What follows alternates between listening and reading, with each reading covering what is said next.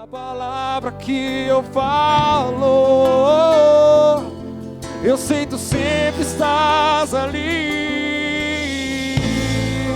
Não há outro igual a ti, que me capturou com tão grande amor, que me ama igual a ti.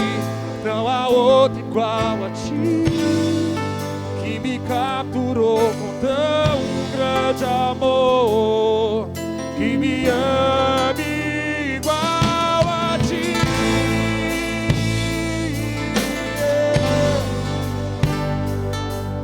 Não existe outro.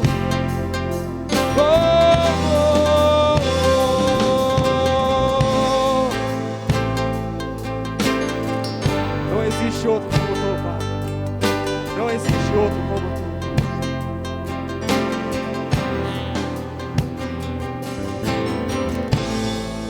Cada vez que eu respiro, cada passo que eu caminho, eu sei que sempre estás ali. Cada lágrima que choro, cada palavra que eu falo, eu sei que sempre estás ali. Cada vez que eu respiro, cada passo que eu caminho, eu sei que sempre estás ali. Cada lágrima que choro, cada palavra que eu falo, eu sei que sempre estás ali. Não há outro igual a ti, que me capturou com tão grande amor, que me ama igual a ti. Não há outro igual a ti, que me capturou com tão grande amor, que me ama igual a ti.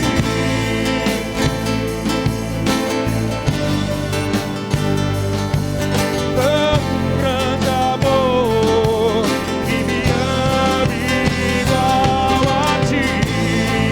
Não há outro igual a ti, que me capturou com tão grande amor, que me ama igual a ti.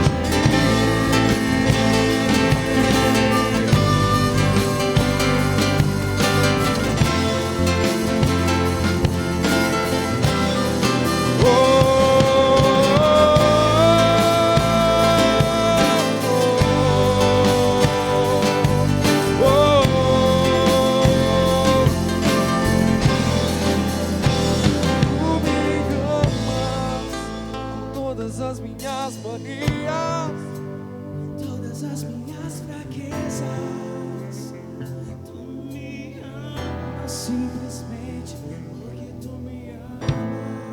Com todas as minhas manias, com todas as minhas fraquezas,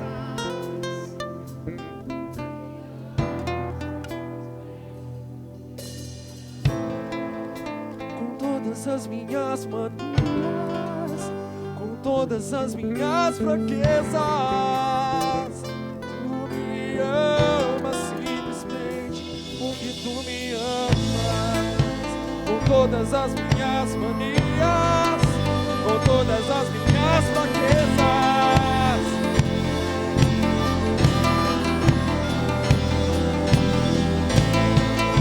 com todas as minhas manias, com todas as minhas fraquezas, tu me amas simplesmente porque tu me amas.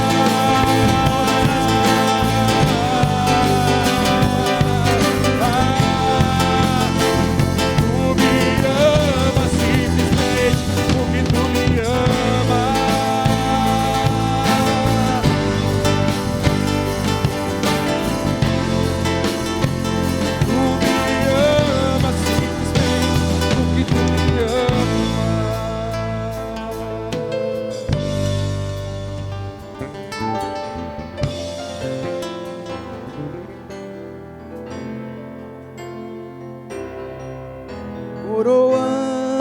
nosso ser a ti.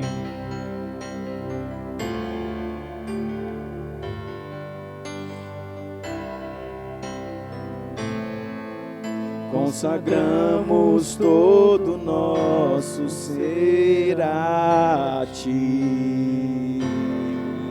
Mais uma vez, levante sua mão, aplauda Jesus.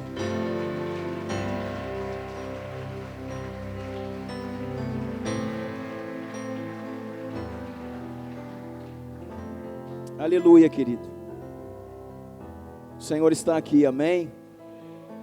O Senhor está aqui. Abra sua Bíblia comigo no livro de Ezequiel.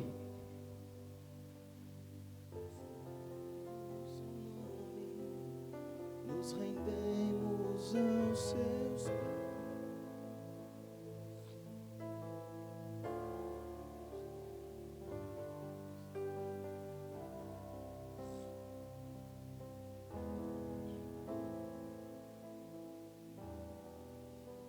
Aleluia. Querido, tem muita gente nessa bancada aí de trás. Eu queria que todo mundo que estivesse aí viesse sentar nas cadeiras, em nome de Jesus. Deixar só uma pessoa aí que está responsável pelo som, pelo áudio. O restante todos, sem exceção, pudesse sentar em algum lugar aqui no meio da congregação. Aleluia.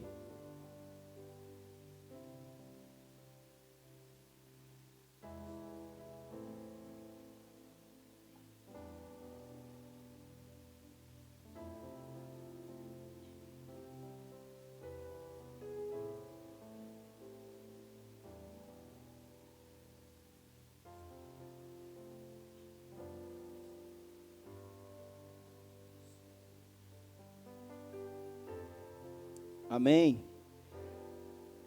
Queria um pouquinho mais de retorno aqui também.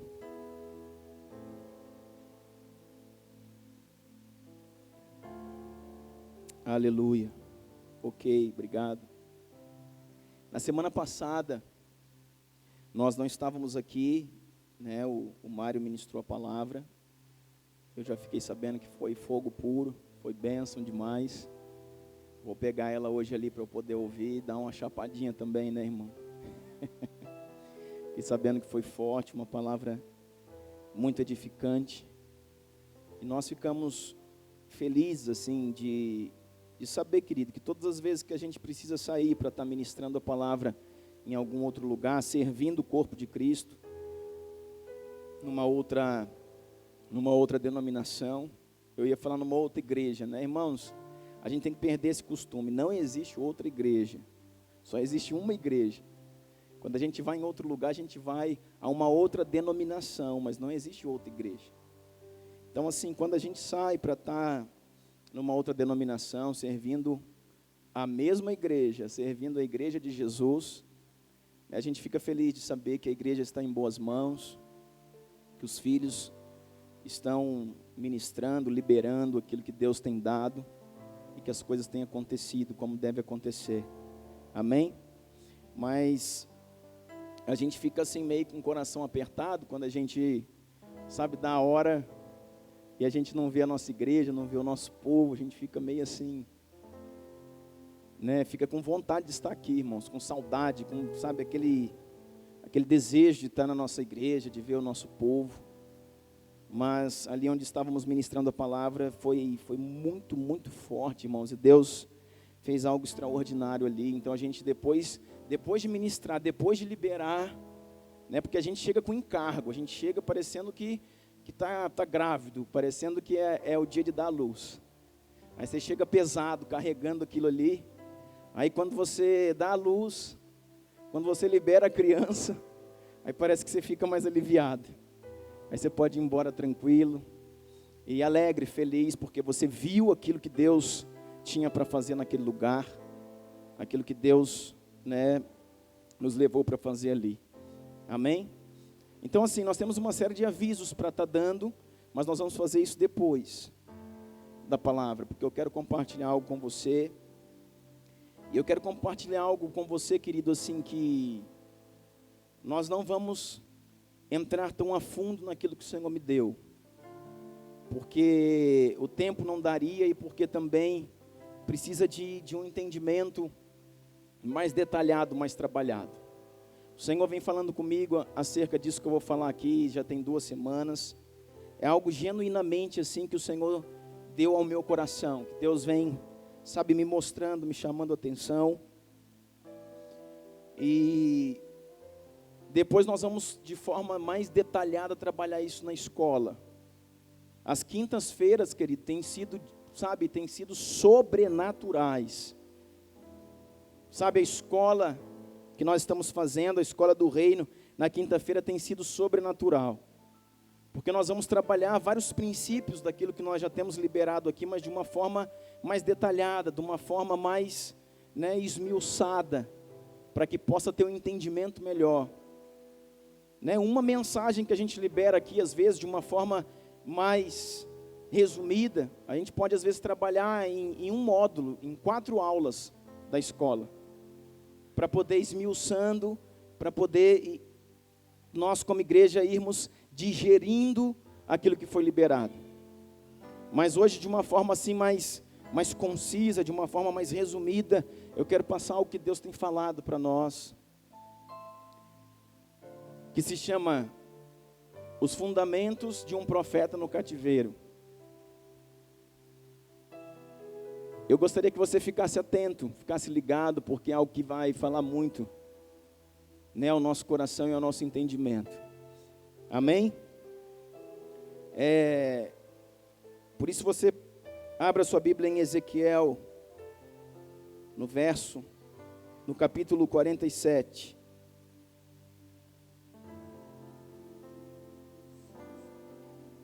Ezequiel 47.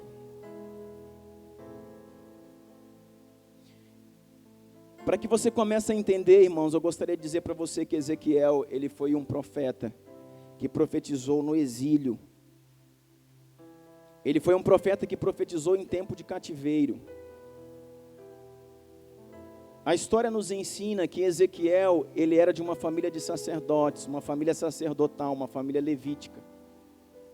O seu pai era um sacerdote. E ele vinha dessa família. E ele foi ensinado, ele foi trabalhado, ele foi preparado para ser um sacerdote, porque filho de sacerdote também era sacerdote. Os filhos de uma linhagem sacerdotal iam dando origem aos próximos sacerdotes do povo de Israel. E ele foi preparado para ser um sacerdote. Mas acontece que antes que ele tomasse posse, antes que ele fosse consagrado para ser um sacerdote e ministrasse no templo,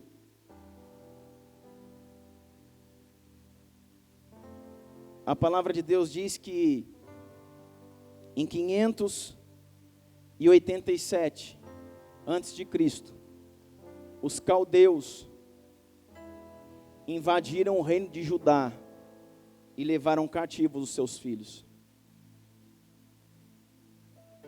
Ezequiel, ele vivia em Judá, e Ezequiel, ele faz parte de uma das primeiras levas dos cativos que foram para a Babilônia. Quando você entende acerca de Daniel, que é ao mesmo tempo, Daniel profetizou numa parte do tempo junto com Ezequiel, junto com Jeremias, eles são contemporâneos.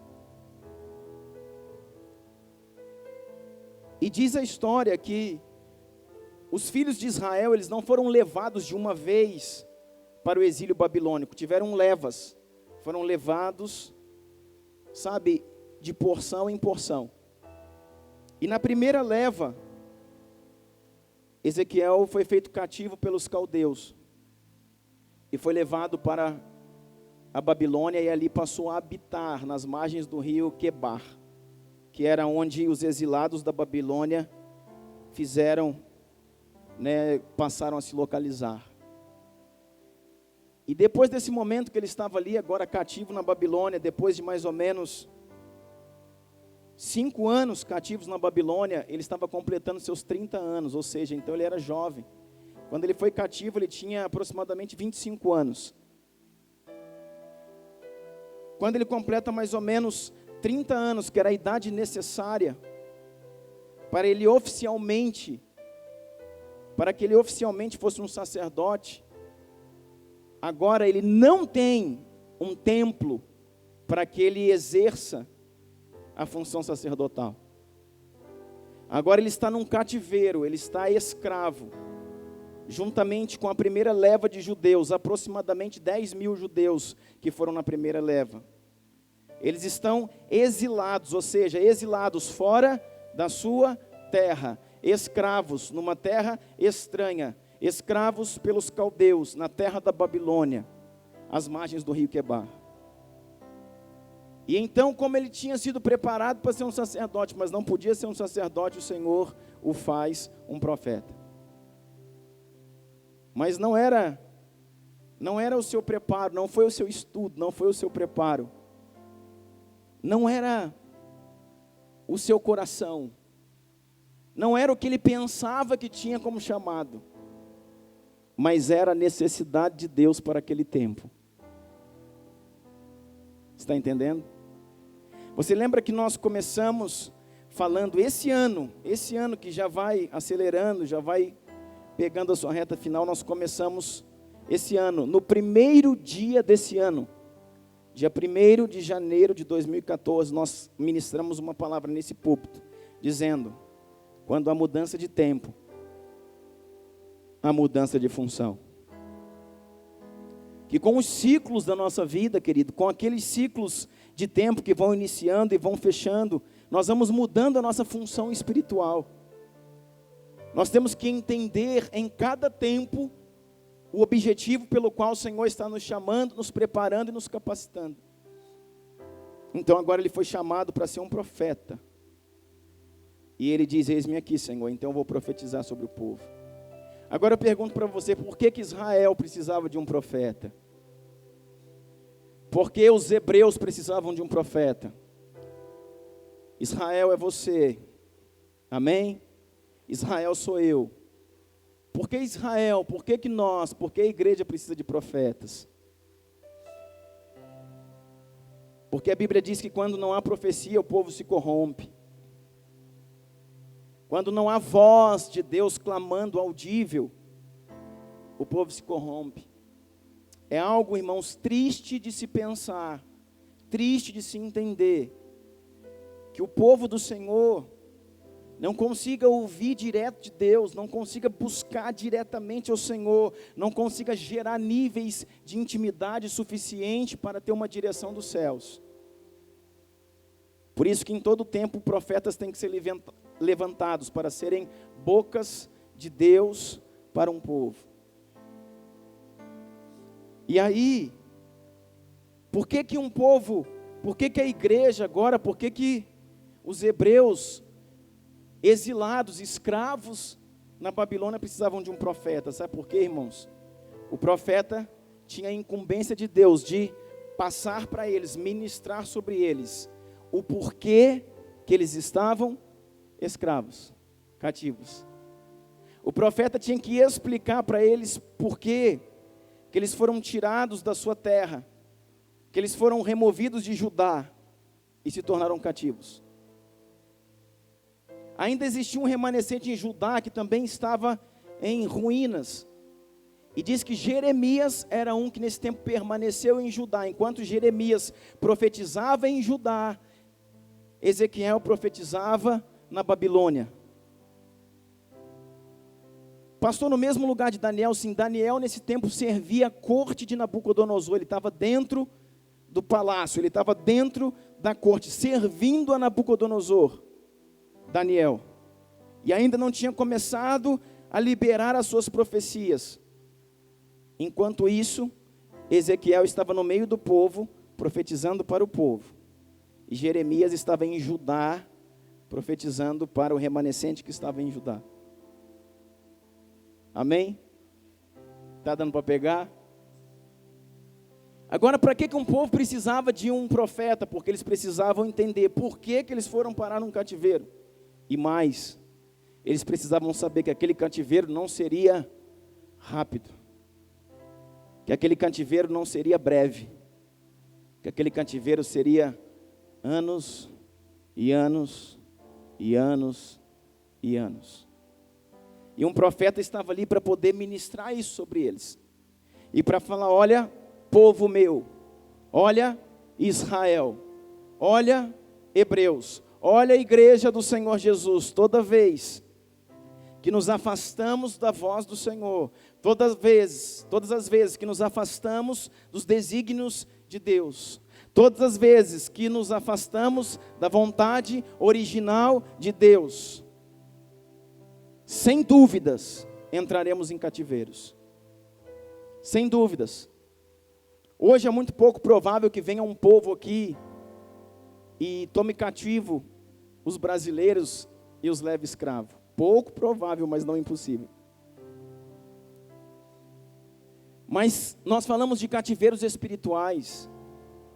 Sabe, de cavernas aonde entramos, querido, e onde a escuridão nos leva ao desânimo, nos leva ao cansaço, nos leva à fraqueza, nos leva a não conseguir perseverar naquilo que Deus tem para nós. É como aconteceu com Elias, quando ele se depara, se confronta com Jezabel e se desespera e entra numa caverna. Ali ele estava deprimido. Ali Elias estava em depressão. Elias não queria ver a luz do sol, só queria uma escuridão de uma caverna. Todo homem, querido, que quer escuridão está deprimido. Todo homem que diz como Elias falou, sabe qual é o problema, Senhor? É porque só eu faço, eu estou sozinho. Todas as vezes, querido, que nós nos julgamos estar sozinhos, nós estamos em depressão. Todas as vezes que você olhar para um lado e para o outro e dizer, não posso contar com ninguém, isso é um forte indício de depressão. Porque existem, queridos, 7.000 que nunca se dobraram. Porque sempre vai existir uma mão amiga que o Senhor coloca no teu ombro. Porque sempre vai existir, querido, sempre vai existir o colo do Pai te esperando para que você venha deitar. Porque Deus sempre está pronto, querido, para poder restaurar você, basta você querer. Só que como aconteceu com Elias, o Senhor falou uma, falou duas, falou três, e ele voltava para a caverna, voltava para a caverna. O Senhor colocou ele num tratamento, trouxe ele e botou ele para dormir. Depois que ele dormiu, adormeceu e descansou, o Senhor trouxe pão e água, pão quente e água fresca, alimentou ele. Depois o Senhor fez uma terapia com Elias, foi conversar com ele e deixou com que ele desabafasse. E depois que ele desabafou, o Senhor animou ele dizendo, não pare, não pare, não pare, não pare. E sabe o que aconteceu com Elias? Adivinha? Parou. Porque, querido, existem cavernas espirituais. Existem cavernas espirituais que nós insistimos em ficar dentro delas. Cavernas do orgulho, cavernas da vaidade, cavernas da insubmissão. Cavernas da falta de propósito. Que nós insistimos em permanecer dentro delas, cavernas do pecado. E todo mundo, querido, que permanece na caverna, acaba perdendo o seu propósito. Sabe, então o povo precisava de um profeta, para que o profeta dissesse, estamos passando por tudo isso, porque pecamos contra o nosso Deus, porque nos afastamos do seu caminho, porque paramos enquanto tínhamos que prosseguir, porque nos calamos enquanto tínhamos que profetizar, e por isso o Senhor permitiu com que fôssemos levados a este cativeiro. Isso vai acontecer, querido, inúmeras vezes na palavra, não é só agora.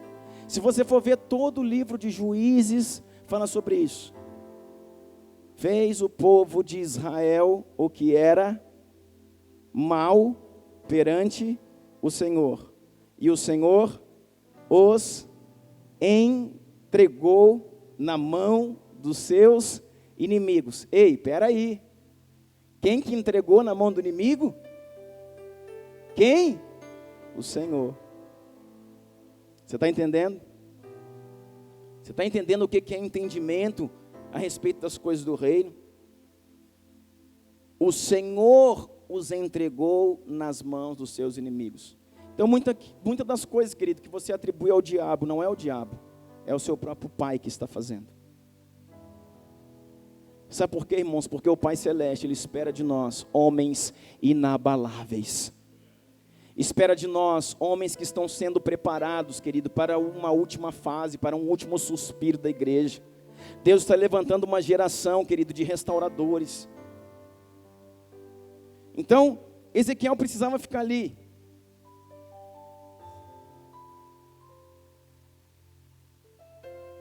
Agora eu pergunto para você, mudou-se um ciclo, mudou-se a função, aquele que foi chamado, aquele que nasceu, que foi preparado, que foi treinado para ser sacerdote, ministrar, queimar sacrifícios no templo de Salomão, que ainda existia em Jerusalém. Agora estava nas margens do rio Quebar, na Babilônia, escravo e era profeta. Irmãos, é muita diferença. Como a vida de um homem muda, Marquinhos, da noite para o dia. Como que um homem olha e fala assim, mas exatamente tudo na minha vida mudou. Você não tem o controle da sua vida, querido. Você não tem o controle da sua vida. Sabe, você pode fazer, você pode se preparar, você pode estudar, você pode se capacitar e ter um objetivo e falar eu vou, nem sempre você vai. E todas as vezes que o seu objetivo não estiver em acordo com o objetivo de Deus, você sempre será um frustrado, você sempre será estressado, você sempre será decepcionado. Por quê, irmão? Porque existe uma direção que Deus te aponta, mas você quer ir segundo os seus próprios desejos. Aí, querido, o que faz um profeta no meio de um cativeiro? Por que Deus está me trazendo essas palavras, querido? Porque nós estamos na posição de Ezequiel. Querido, eu quero dizer para você, não se engane, nós estamos falando isso na escola na quinta-feira. Nós estamos trabalhando o conhecimento, nós estamos trazendo a cultura do reino, nós precisamos preparar uma igreja. Não se engane, irmãos, a igreja brasileira está cativa. Eu quero dizer para você, querido, a nossa terra, o nosso povo está cativo. Eu não sei, querido, se vamos melhorar daqui para o ano que vem, para o próximo governo, se vamos piorar, mas nós estamos caminhando a passos largos para uma tragédia. Irmãos, abra os noticiários e vai ver. Existem guerras e rumores de guerras em todo o mundo. Não é só Israel e Gaza, Estados Unidos atacando, é Síria, é isso, é aquilo, guerras no mundo. Cristãos voltaram a ser queimados vivos em grande parte da terra. Coisas que há 10 anos atrás você não via, voltou a acontecer novamente. O Brasil, o nosso país, a nossa nação está caminhando a passos largos para uma das maiores crises econômicas que esse país já passou. E a igreja, irmãos, a igreja sem entendimento ministra um avivamento que lê-se, um avivamento que se entende, alegria, muito dinheiro, muita prosperidade e festas. Eu quero dizer para você, não creia nisso, não creia nisso, não creia nisso. O avivamento sim virá, um avivamento sobre a igreja, um avivamento para suportar dias difíceis que estão por vir. Dias de perseguição religiosa, de perseguição por parte de um governo, de perseguição por parte de leis que estão sendo aprovadas contra a igreja de Jesus, de perseguição onde estão queimando pastores, queimando cristãos, de dificuldade financeira num país, querido, que caminha a passos largos para uma das maiores crises que já passou. E eu quero dizer para você, querido, só vai permanecer os inabaláveis. Só vai permanecer uma igreja concisa, consciente, inteligente, firmada no seu propósito, santa. E eu preciso dizer isso para você. Sabe por quê, irmãos? Porque eu entendi que eu sou um profeta no cativeiro. Sabe por quê? Porque eu entendi que eu sou um profeta em um cativeiro. Vai olhar os homens de entendimento nessa nação, os homens que ainda estão pregando o evangelho genuíno de Jesus. Todos eles estão numa mesma toada, numa mesma linguagem, dizendo: a igreja do Brasil se tornou motivo de vergonha, se tornou motivo de chacota. A noiva de Jesus está prostituída. Irmão, é templo de cá, é templo de lá, é fortunas daqui, é escândalo dali. E eu vou dizer para você, irmão, vai piorar.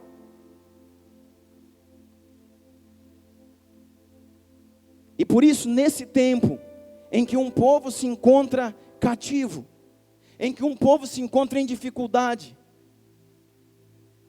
Deus levanta profetas para restaurar o povo. Deus levanta Ezequiéis para ministrar sobre o seu povo. E eu queira Deus querido, que aqui esteja uma comitiva de Ezequiéis para esse tempo. Uma comitiva de homens que estão aliançados com Deus para este tempo. Uma comitiva de homens que estão prontos, com entendimento suficiente para ministrarem para este tempo. Queira Deus. E o que que faz? O que que faz, pastor, um profeta no meio do cativeiro? Primeiro dele, Ezequiel 47. Ezequiel 47 fala sobre um rio. Um rio que sai, querido, que brota do trono do próprio Deus. Um rio que fala do Éden.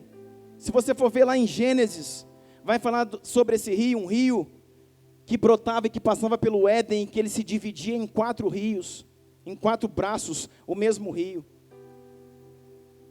Apocalipse vai falar sobre esse rio, um rio que brota do trono de Deus. Um rio que brota do trono de Deus, águas genuínas que saem de um trono, águas de restauração, águas de libertação, águas de avivamento para um determinado povo e um determinado local. E diz aqui é sobre esse rio que Ezequiel 47 está falando. E ele tem uma visão, este profeta, que fora criado para ser sacerdote e agora é profeta. E o Senhor mostra para ele dizendo assim no verso 3. Ele está vendo um homem. Ele está vendo um ser celestial. O homem foi para o lado leste, com uma linha de medir na mão. Enquanto ia, mediu 500 metros. E levou-me pelas águas que batiam no tornozelo. Ele mediu mais 500 metros e levou-me pelas águas que chegavam no joelho. Mediu mais 500 metros e levou-me pelas águas que batia agora na cintura. Mas mediu mais 500. Mas agora era um rio que não conseguia atravessar, porque as águas haviam aumentado e eram tão profundas que só se podia atravessar a nado. Era um rio que não se podia atravessar andando. E ele me perguntou: filho do homem, você vê isto? Levou-me então de volta à margem do rio. Quando ali cheguei, vi muitas árvores de cada lado do rio. Aleluias. Rios que brotam do trono de Deus, águas de restauração, de purificação e avivamento. E que quais que são, pastor? O fundamento, os fundamentos de um profeta no cativeiro, de um Ezequiel para uma geração. Primeiro ponto, querido, dependência. Primeiro ponto, dependência. Sabe o que isso está dizendo aqui, querido?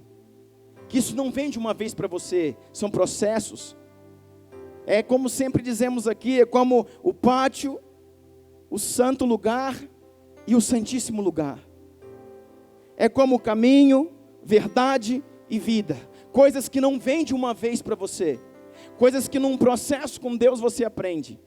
Aqui está falando de águas, de um rio, que quando você, profeta do Altíssimo, ainda consegue andar livremente por este rio. Por quê? Porque as águas ainda estão no tornozelo. Somente os seus pés estão imersos nas águas do Espírito. Sabe o que isso quer dizer? Que tem muito mais coisa de fora do que de dentro. Tem muito mais coisa a ser transformada do que já foi transformado. Aleluia, Deus. Obrigado, Jesus. Tem muito mais coisa. Tem muito mais coisa a ser transformada do que aquilo que já foi transformado. Você tem liberdade. Você ainda fala, eu quero isso, eu quero aquilo, eu faço assim, eu faço assado, eu vou para lá, eu vou para cá, eu não quero, eu defino. Porque é fácil, irmãos. Andar com águas no tornozelo é fácil. Mas no processo, querido, num processo de um profeta em meio a cativeiro, o Senhor vai o levando e vai trazendo, fala, não, vai mais um pouquinho, vem comigo, meu filho, pega nas minhas mãos. E o Senhor o leva num lugar que as águas estão no joelho. E agora já ficou mais difícil para se locomover, ficou mais difícil para se mexer. Se vem uma correnteza forte, já te dá uma mexida com você. Você tem que se agarrar em algum lugar. E tem muita gente se agarrando em algum lugar. Muitas vezes nós estamos se agarrando em algum lugar. Sabe o que são isso? Âncoras da maldade. Sabe o que são isso? Âncoras da nossa alma. Sabe o que são isso? Âncoras do pecado, âncoras da vaidade, segurando, porque o rio quer me levar, mas eu ainda consigo, minhas mãos estão de fora, e eu ainda consigo me segurar. Quero dizer para você, ainda existe muito mais coisa a ser transformada do que foi transformado. Somente seus joelhos estão para baixo, somente as bases do seu corpo estão imersas no rio do Espírito. Mas o Senhor falou, vem mais um pouco, filho. Tu é profeta para esse povo. Tu pensou que ia ser sacerdote, querido, mas tu é profeta. Vem para cá, vem mais um pouco. E as águas vieram na cintura. E ele começou a ter um sério problema. Ele começou a ter um sério problema. Qual, pastor? Os ventos e as águas que batem contra a casa. Ele começou a ter um sério problema. A palavra de Deus batendo contra ele. Ele começou a ter um sério problema. A palavra de Deus, princípios sagrados batendo contra ele, dizendo, e aí, cara? Como que tu faz agora? E aí, meu filho? Como que tu continua trabalhando desse jeito? E aí, meu filho? Como que tu continua com teu casamento assim? E aí, meu filho? Como que tu continua calado perante essa situação? Sabe o que é isso? Princípios da palavra e ventos batendo contra ele. E aí, como que tu vai continuar assim? Vai quando dá, vai quando quer, vai quando não tem uma coisa aqui, não tem uma coisa ali. Quando que você vai continuar tendo compromissos maior com seus parentes do que com o próprio Deus? Ele está com um sério problema, que eu também estou com esse problema, e você também. As águas do Espírito bateram contra a casa. E a correnteza começou a aumentar, de forma que as suas âncoras não eram mais suficientes para que ele se segurasse. De forma com que as âncoras que ele lançava, os obstáculos que seguram um homem para que não flua no rio de Deus, não era mais suficiente, porque o rio começou a ser muito forte. Mas o Senhor falou, não é suficiente, me dê sua mão e venha. E quando ele veio, querido, ele entrou num lugar em que maior parte do seu corpo estava para dentro do rio do que para fora. Existia mais parte da sua vida transformada do que a transformar. As águas estavam no pescoço. As águas estavam no pescoço. Só a cabeça de fora. Só a cabeça de fora. Sabe o que isso quer dizer? Que ele não pisava mais no chão. Sabe o que ele quer dizer? Está num rio em lugares profundos. Está num rio profundo, está num rio de águas absolutas, em que seus pés, mesmo tentando, não tocam mais no chão. Eu tenho que, me manter ali a nado. Sabe o que isso quer dizer? Que tem mais parte de mim dentro do reino do que fora. Que tem mais parte de mim transformada pelo Espírito de Deus do que a ser transformada. Sabe o que isso quer dizer? Que tem mais parte de mim respondendo favoravelmente a Deus do que respondendo desfavoravelmente. Aleluia! E o rio passou e as âncoras não são mais suficientes. Qualquer âncora do pecado, da vaidade, qualquer âncora da alma não é suficiente para te segurar. O rio vai te levar. Aleluia!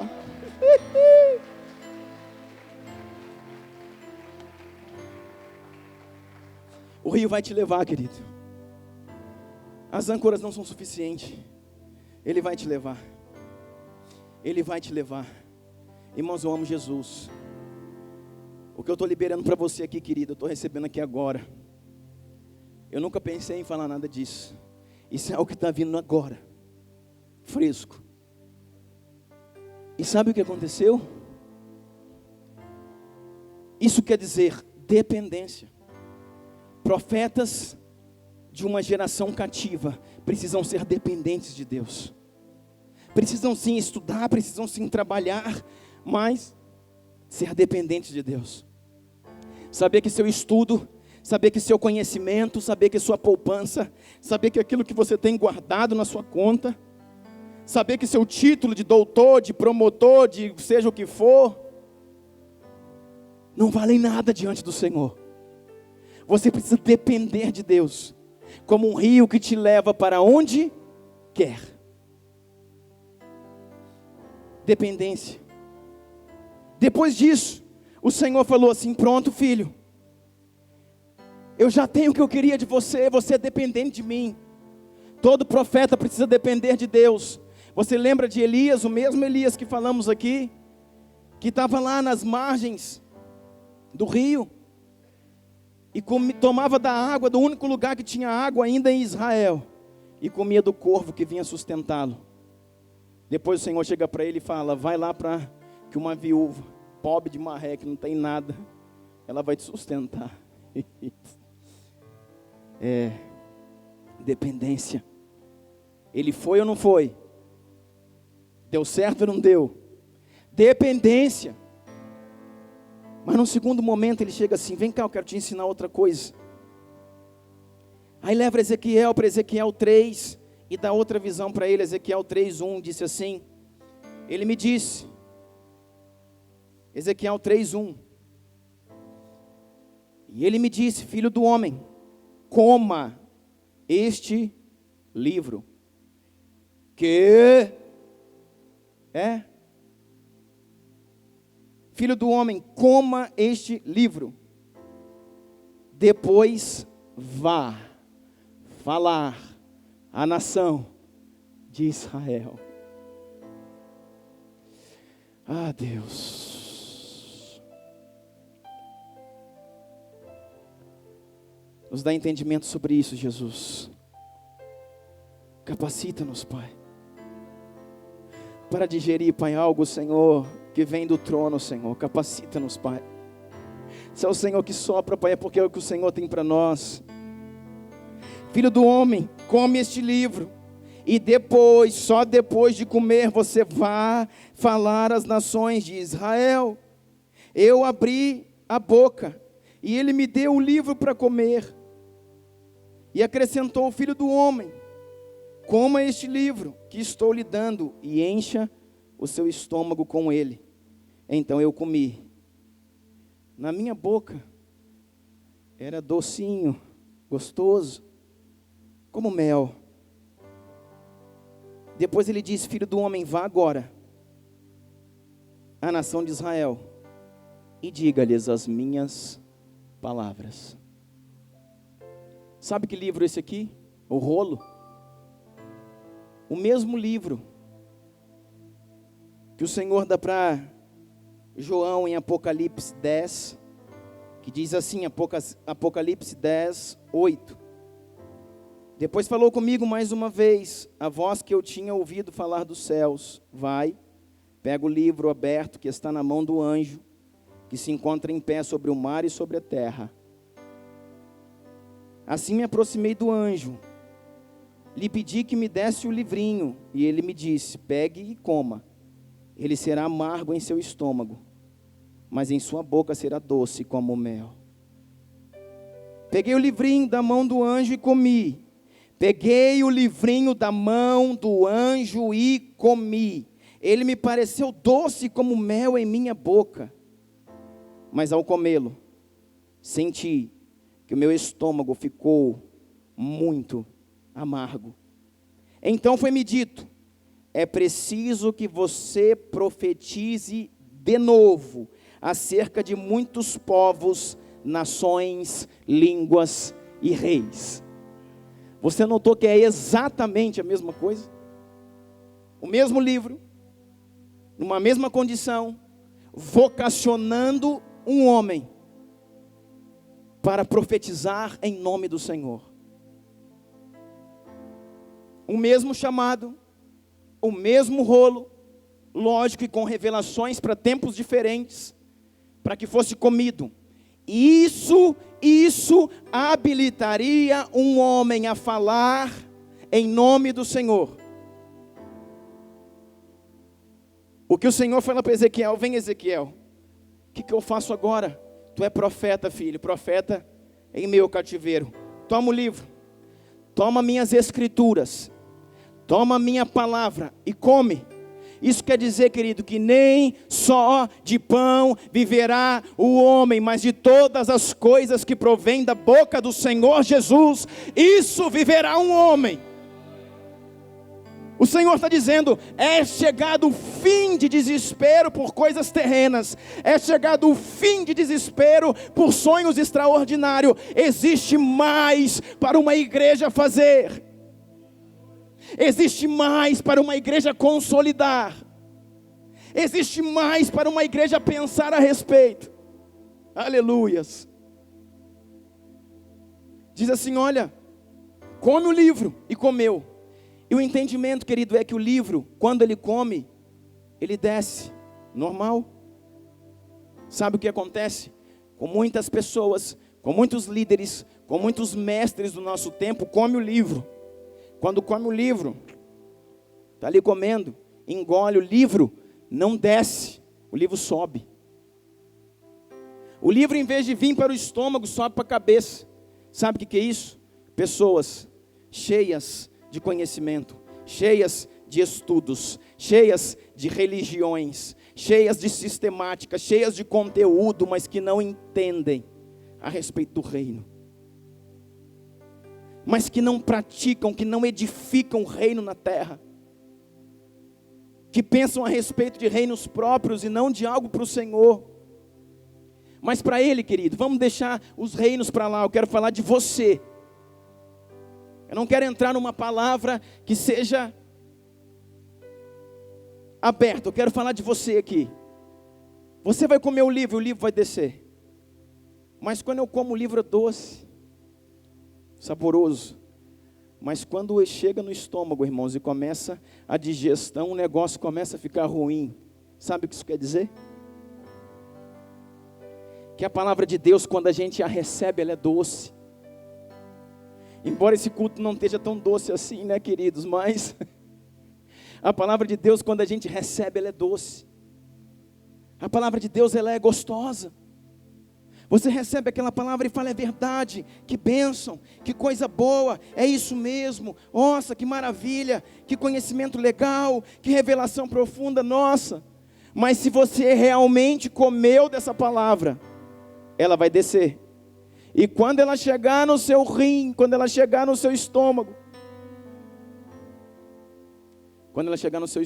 pro rim não dá, né, querido? Ela vai começar a ser digerida. E quando ela começar a ser digerida, aquilo vai amargar no teu ventre. Aquilo vai azedar no teu bucho. Aquilo vai virar um vulcão dentro da tua alma. Você vai dizer: que é isso? Que azia miserável que é essa? Que dor de barriga que é essa?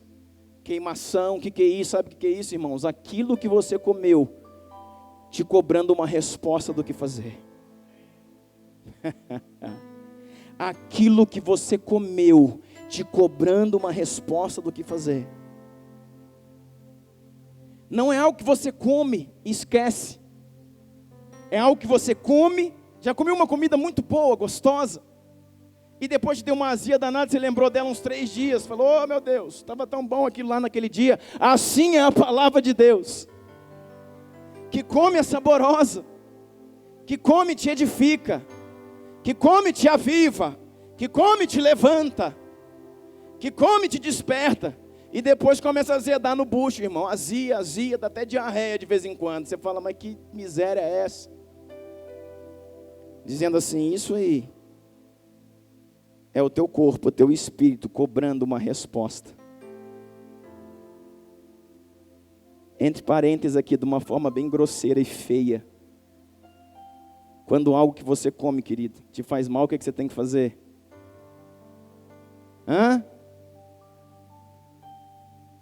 Jogar para fora. É isso que o Senhor espera.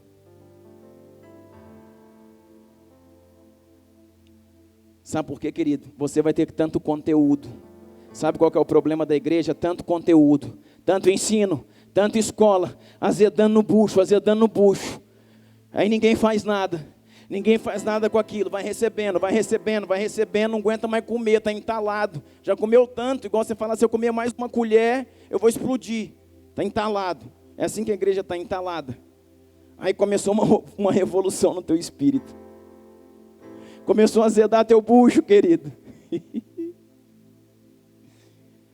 E você vai ter que jogar isso para fora. Como assim, pastor? Entenda o que eu estou falando para você, querido. A comida fez mal para mim, não, querido. Você digeriu a palavra de Deus. E você precisa semear essa palavra. Você precisa liberar essa palavra. Para como aconteceu aqui com João. Então me foi dito, Apocalipse 10:11. É preciso que você profetize de novo. Para muitos povos, línguas e nações. E não é pouco não, irmão. Você vai para profetizar, está pronto? Povos, línguas e nações. Porque aquilo ali virou um vulcão, irmão. Sabe por quê, querido? Muitas pessoas deixam de fazer as coisas para Deus. Muitas pessoas começam, terminam e começam, vão e param. Se isso não revoluciona o teu espírito, querido, não é o seu chamado. Não é. Quando Deus te vocacionou, quando Deus te chamou, você tem que comer o livro. Quando você come o livro, querido, você é obrigado a dar uma resposta à revelação que você engoliu. Você é obrigado a dar uma revelação que você engoliu. Você é obrigado a liberar para a sua geração, para a sua cidade, para a sua família, para o seu povo, a revelação daquilo que você engoliu. Eu sou obrigado, irmãos. E por isso que eu digo, fizemos uma reunião sábado, fizemos uma reunião sexta, com louvor, horas e horas, acho que deu mais, quase 5 horas de reunião. Dizendo, eu estou desesperado. Dizendo, Deus tem nos dado coisas, e isso está azedando no bucho. E isso está dando congestão, está dando gastrite, está dando azia, tem um desespero dentro de nós. Falei para eles, vocês precisam liberar, jogar para fora aquilo que Deus está colocando dentro. Primeiro passo, dependência. Segundo passo, revelação. Todo homem para ser profeta em cativeiro, querido, para ser um Ezequiel de uma geração, terá que ter entendimento e revelação. Para quê, pastor? Com a revelação que teve, quando descer aquilo que era doce no paladar, doce na boca, descer para o ventre, amargar o seu ventre, se posicionar, responder aquilo que Deus o revelou. Nós vamos terceiro. São 4 pilares, nós vamos para o terceiro. Sabe qual que é o terceiro fundamento de um profeta no meio do cativeiro? Irmãos, qual que é a coisa mais importante que você tem na sua vida depois do Senhor?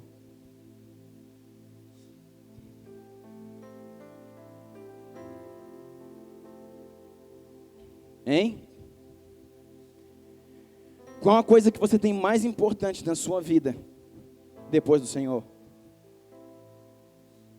Família? Quem acha que é família? Quem acha que é outra coisa? Todo mundo acha que é família. Dentro da família, qual a coisa mais importante que você tem na sua vida depois do Senhor? É o quê? Os filhos. É o quê? Marquinhos disse que é a mulher dele. Líder de casais, né, irmão? Tem que saber, né? Irmãos, a coisa mais importante que você tem na sua vida, depois do Senhor Jesus, é a sua esposa. Se você não sabia disso, aprenda. A sua esposa vem antes dos seus filhos. E o seu marido também vem antes dos seus filhos, viu, mulher? A única coisa que Deus deu para um homem ou para uma mulher, não foi filhos, irmãos, foi uma esposa. A única coisa que Deus deu para um homem foi uma mulher. A única. Você não tem dinheiro, porque o dinheiro não é seu. Você talvez esteja com dinheiro. Você não é um médico, você está médico. Mas vai chegar um dia que você vai parar de ser. Você não é um pastor. Você está pastor. Você não tem filhos, sabe por quê? Porque os seus filhos não ficarão sempre com você. Os seus filhos serão de uma esposa ou de um marido que o Senhor preparou para eles. Sabe, a filha que você tem não é sua. Ela será de um marido que Deus preparou. E um dia você vai falar tchau e bênção, eu te abençoo. E a responsabilidade da cobertura passa para o marido.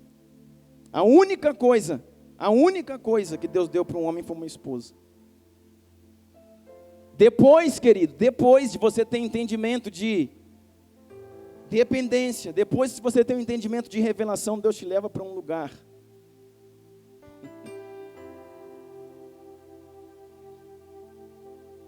de sacrifício. Irmãos, muitas vezes eu não sei o que Deus quer fazer comigo, sinceramente. Muitas vezes eu não sei o que Deus quer falar através da minha vida. Muitas vezes nós viemos para esse lugar com coisas tão diferentes daquilo que estamos liberando aqui. Mas eu quero te dizer, querido, Deus está se movendo nesse lugar. Eu vou falar para você algo muito difícil, algo muito sério, algo muito complicado.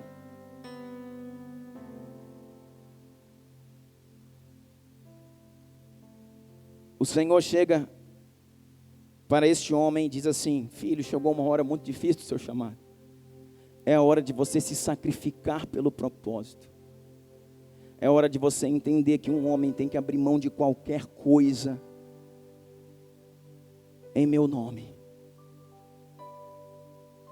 Tenho falado isso, querido. Nós falamos isso na escola na quinta-feira. Falei nessa reunião que fizemos com o louvor, todas essas horas, irmãos, é hora de parar de brincar de ser igreja.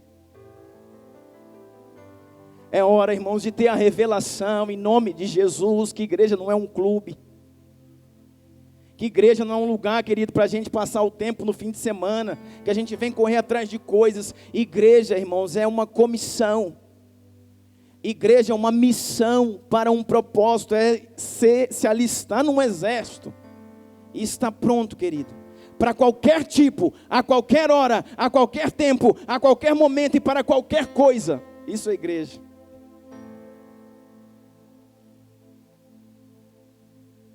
Sabe, irmãos, essa palavra tem batido tanto em mim, sabe, tantas coisas que o Senhor vem a cada dia.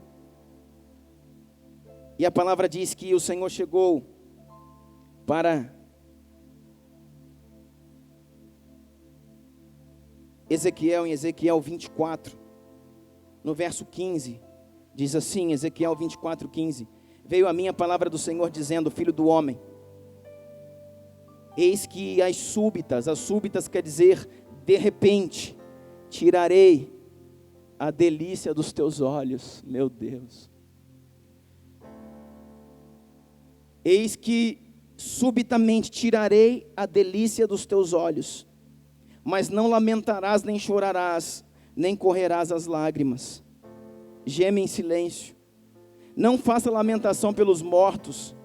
Prende o teu turbante, mete a tua sandália nos pés, não cubra os bigodes, não comas o pão que te mandam.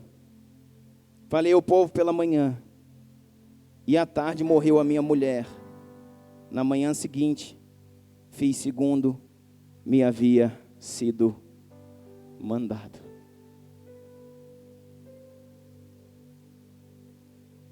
Samarianga rabastuia namarras. Oh Deus, gera temor no nosso coração, Deus. Gera entendimento, Deus, no nosso coração, Pai. Gera entendimento no nosso coração, Pai. Gera temor, Senhor. Gera compromisso, Senhor.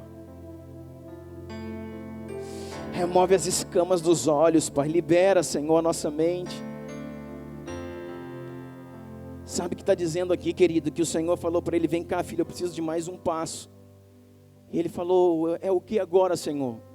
Essa noite eu vou tirar o deleite dos teus olhos, aquilo que você mais ama, aquilo que você mais valoriza, aquilo que é a alegria dos teus olhos, que teus olhos brilham quando você olha. Não é, irmãos, o diabo, é eu, o Senhor, vou tirar o deleite dos seus olhos. E diz, sabe o que? Que naquela noite se foi a sua esposa. E diz mais, que no dia seguinte ele se levantou e fez como o Senhor havia ordenado.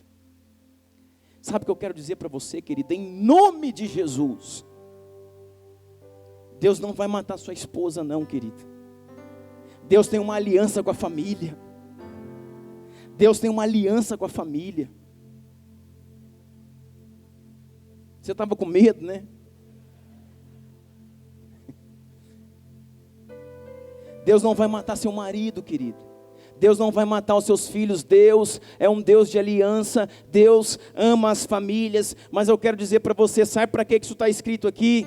Para dizer que a coisa mais importante que existia na vida de um homem, ele teve que ser suficientemente corajoso, temente, obediente para entregar pelo seu propósito, para entregar pelo seu chamado. Irmãos, nós precisamos entender isso.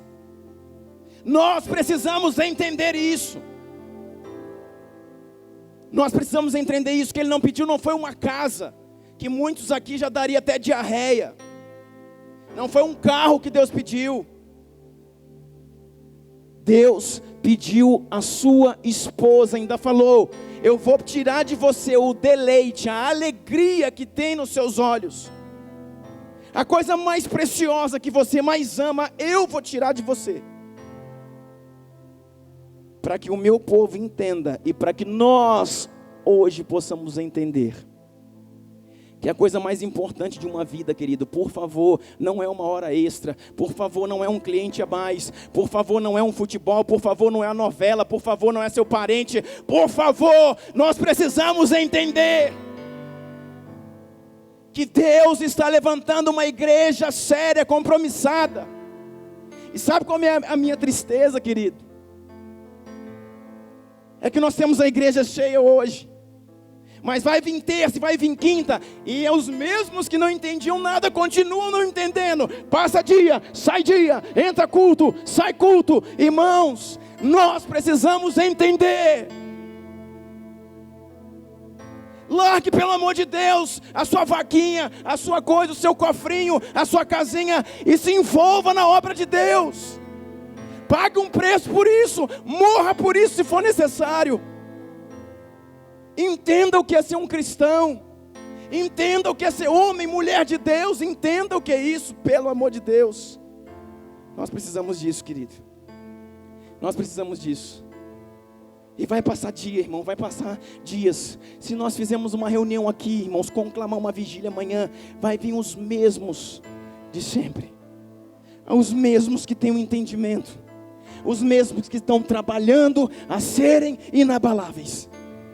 E eu quero dizer para você, querido, se Deus não tocar no seu coração hoje, e não vir o vento e bater contra essa casa, essa mente dura, esse coração fechado, e dizer: é para você essa palavra, é para mim essa palavra, eu preciso dar a resposta. Então, irmãos, nada do que fazemos vale a pena. O evangelho para nós não vale nada. Nós precisamos, querido, precisamos mudar. Sabe o que o Senhor estava falando para ele? Deus sempre quis mostrar pelos profetas o que ele ia fazer. Deus estava dizendo: já foi a primeira leva de cativos, tomaram os filhos de Israel, trouxeram Daniel, trouxeram Ezequiel, mas ainda tem mais gente para vir. Isso era no ano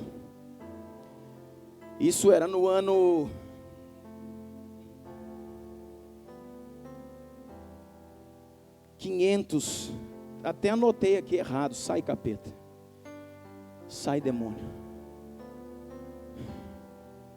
Deus, que ano era isso, Senhor? 587 antes de Cristo. O que estava acontecendo aqui? 10 anos depois, em 597 antes de Cristo, Jerusalém seria invadida por Nabucodonosor, e o templo de Salomão, que é o deleite dos olhos de todos os judeus, seria destruído e arruinado.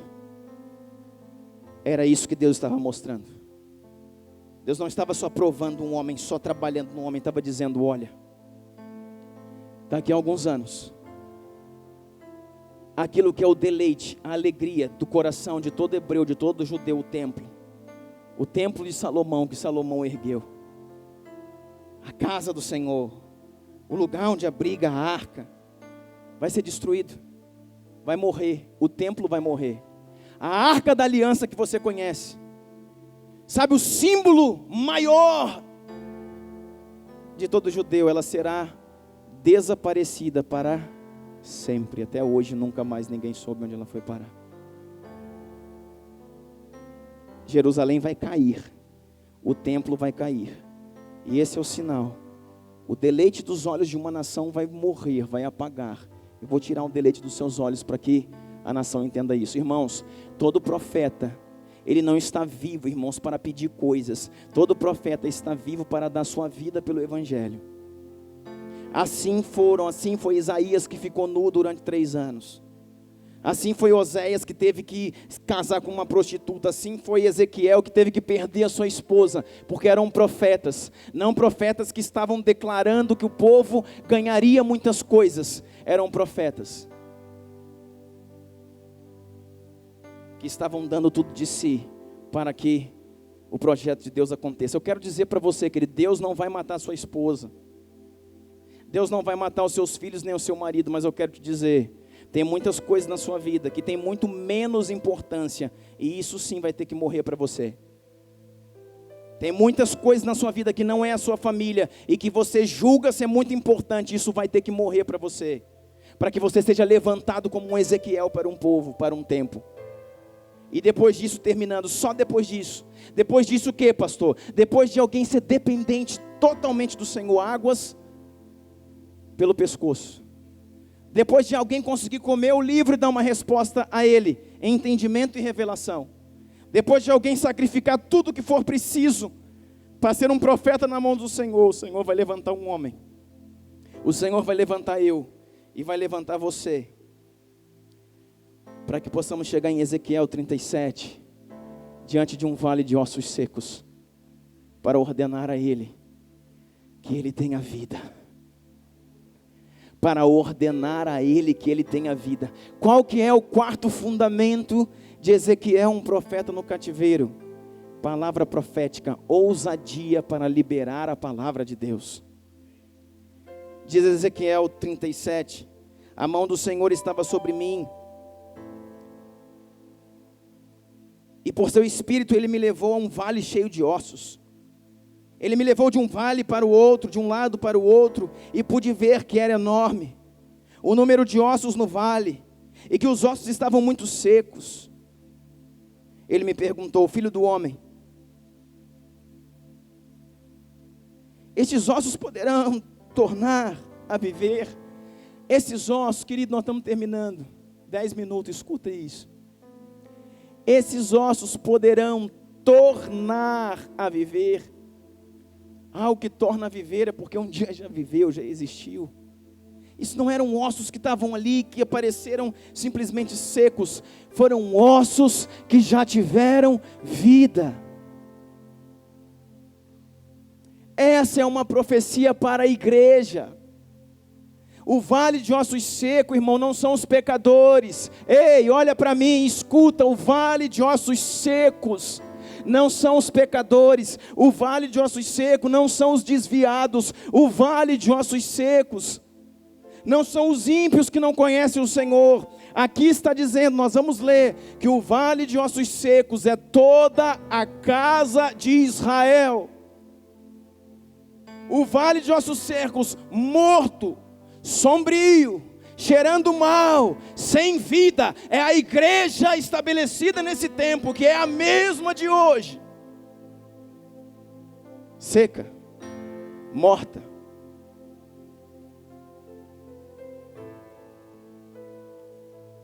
Que já teve vida, mas que perdeu a sua vida. Que já teve chamado e perdeu o seu chamado. Que já teve coragem e perdeu a sua coragem. Que já teve ousadia e perdeu a sua ousadia. Que já teve alegria para servir a Deus, mas está em prantos. Que já se alegrou para levantar as mãos para o Senhor e hoje só entra triste, empurrado diante dele. Deus vai avivar o seu exército, aleluia, aleluia. Deus vai levantar de volta a sua igreja, irmãos. Eu quero dizer para você, querido, eu vou vivenciar isso ainda, de uma igreja perseguida, de uma igreja, sabe, ameaçada, mas de uma igreja viva, de uma igreja viva, de homens e mulheres que pagam o preço que for preciso, que não vem para a igreja para conversar, para mostrar a roupa que tem, para bater papo no portão, de uma igreja que ama Jesus, de uma igreja que abre mão de qualquer coisa, de uma igreja que deixou os afazeres desse mundo para adorá-lo com todo o seu coração. Eu vou presenciar isso, irmãos. Foi para isso que eu nasci, e o Senhor não vai me tirar dessa terra sem que eu veja isso, em nome de Jesus, em nome de Jesus. De homens que já tiveram coragem, de homens que já tiveram uma palavra profética, de homens que já ministraram diante do Senhor e que estão mortos, apodrecidos, escurecidos, esfacelados, como um vale de ossos. Sabe que os tempos têm passado e esses ossos estão cada vez mais secos, sem vida. Ele me perguntou, filho do homem, estes ossos podem tornar a viver, eles podem tornar a se levantar? Eu respondi, soberano Senhor, só tu sabes. Então ele me disse, profetiza esses ossos, profetiza esses ossos. Essa geração precisa de profetas, essa geração precisa de homens de coragem, essa geração precisa de homens indignados com o sistema, profetizando, igreja, volte a viver, volte a viver, volte a viver, volte a viver. É isso que essa igreja precisa, é isso que esse tempo precisa. Filho do homem, Ezequiel, você que comeu o livro, Ezequiel, você que perdeu sua esposa, Ezequiel, você que está preso, Ezequiel, você que não tem esperanças nessa terra, Ezequiel, você que tudo que era, sabe, a alegria que você tinha, acabou, Ezequiel. Sabe qual é a tua alegria, Ezequiel? Olhe para a igreja, veja a posição dela, profetiza para que ela viva novamente. Essa, Ezequiel, é a minha alegria. Essa é a minha alegria. Profetiza para que ela tenha viva novamente. Profetiza para que ela pare de pecar. Profetiza para que ela pare de se enrolar, de se arrastar. Profetiza, profetiza. Profetizei esses ossos e disse-lhe, ossos secos, ouçam a palavra do Senhor. Sabe o que pode trazer vida para nós novamente, querido? A palavra do Senhor. É só isso, irmão. Não é mais um cargo que você precisa, querido. Não é mais um cargo, não é mais um título. Não é abrir mais uma igreja, não é fazer mais uma viagem, não é mais fechar um negócio. O que você precisa é da palavra do Senhor. O que eu preciso é da palavra do Senhor. Ossos secos, ouçam a palavra do Senhor. Assim diz o Senhor a estes ossos, farei o Espírito entrar em vocês, e vocês terão vida novamente, e vocês terão vida novamente, vocês terão vida novamente. Porei tendões em vocês, farei aparecer carne sobre vocês, cobrirei com pele, porei o Espírito em vocês, e vocês terão vida. Então vocês saberão que eu sou o Senhor. Sabe o que diz aqui? Que aí ele profetizou a carne, profetizou a pele, profetizou aos ossos. Aí teve barulho, plá, plá, plá, plá, plá, plá, plá, plá, plá. Os ossos começaram a estalar tudo, barulho. Barulho, é muito que a gente vê hoje, barulho. Mas ainda não era o avivamento. Os ossos começaram a estilhaçar de todo lado, pensa um barulho forte, articulações entrando no seu lugar e houve muito barulho. Só que diz ali, ossos se ajuntaram aos seus ossos e houve muito barulho, porém não tinham vida. Ainda não era o avivamento. Barulho não é sinal de avivamento, querido. A seguir, ele botou a carne, botou o osso, botou tudo, mas diz assim no 10: profetizei conforme a ordem recebida. O Espírito entrou neles. Eles receberam vida. E se puseram de pé. E era um exército enorme. Profetizei conforme a ordem recebida. O Espírito entrou neles. Eles receberam vida. E se colocaram de pé. E agora era um incontável exército, aleluia, aleluia. Então ele me disse, filho do homem, estes ossos são toda a nação de Israel. Eles dizem, nossos ossos se secaram, nossa esperança acabou, fomos exterminados. Querido, é isso que está na nossa boca, é ou não é? É isso que a gente diz ou não é? Esses ossos são a casa de Israel. Eles dizem, a igreja diz, nossa esperança acabou, nossos ossos se secaram, fomos destruídos. Por isso profetize e diga-lhes, assim diz o soberano, assim te diz o soberano, assim te diz o soberano, o Senhor, o meu povo. Ó meu povo, vou abrir os seus túmulos e fazê-los sair. Vou abrir os seus túmulos e fazê-los sair. Trarei vocês de volta à terra de Israel. E quando eu abrir os seus túmulos e os fizer sair, vocês, meu povo, saberão que eu sou o Senhor. Aleluia, glória a Jesus. Te adoramos, Espírito Santo. Fica de pé em nome de Jesus. Pai, nós precisamos de Ti, Jesus. Precisamos de Ti, Jesus. Precisamos de Ti, Jesus. Precisamos de Ti, Jesus. Precisamos de Ti, Pai. Senhor, é isso que temos, Deus. O que nós temos, Pai, é uma visão, Senhor, de um povo seco. É uma visão, Senhor, de um vale de ossos que é a Tua igreja, Deus. Num tempo, Senhor, de exílio, num tempo de cativeiro, mas Pai, levanta os Seus profetas, Deus. Levanta, Pai, os Ezequiéis desse tempo, Jesus. Levanta os Ezequiéis desse tempo, Jesus. Levanta, Pai, homens que entendem, Pai, homens que estão respondendo, Deus. Começa a fazer a tua oração. Sabe, é você e Deus. Eu pouca coisa posso fazer por você. Eu, se fosse você, querido, se você se sente como um vale de ossos, e não são poucos não, eu viria aqui na frente, teria coragem, teria ousadia. Se você se sente como alguém que suas forças estão indo embora, como alguém, sabe, que suas forças estão indo embora, se eu fosse você, eu viria aqui na frente e clamaria pelo Senhor, dizendo: Deus, reaviva a minha vida, reaviva o meu chamado, reaviva minhas forças, reaviva o meu coração. Deus,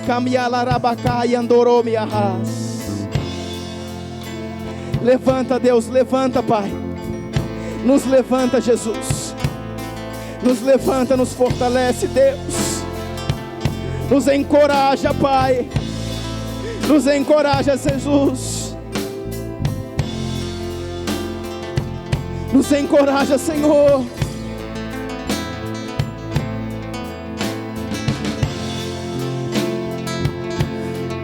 Libera o teu clamor, querido.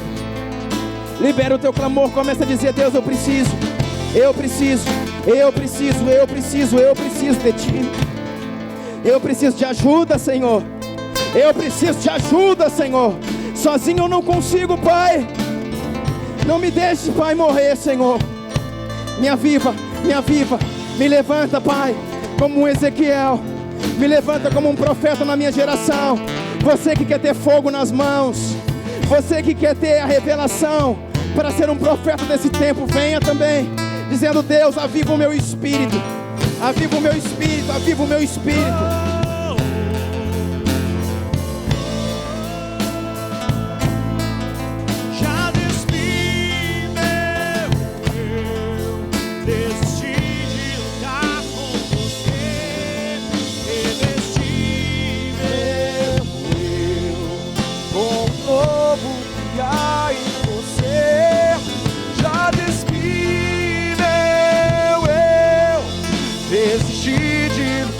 Com você, revesti meu eu com o novo que há em você, que o meu corpo transpire você, que a minha alma bendiga você, que os meus olhos só vejam você, que o meu ser seja todo você, que o meu corpo transpire você, que a minha alma bendiga você, que os meus olhos só vejam você, que o meu ser seja todo você.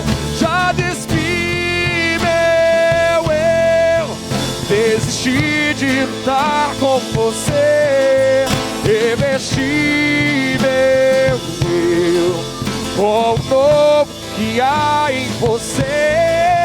Já despi meu eu, desisti de lutar com você, revesti meu eu com o novo que há em você, que o meu corpo transpire você, que a minha alma bendiga você, que os meus olhos só vejam você, que o meu ser seja todo você, que o meu corpo transpire você, que a minha alma bendiga você, que o meu ser seja todo você.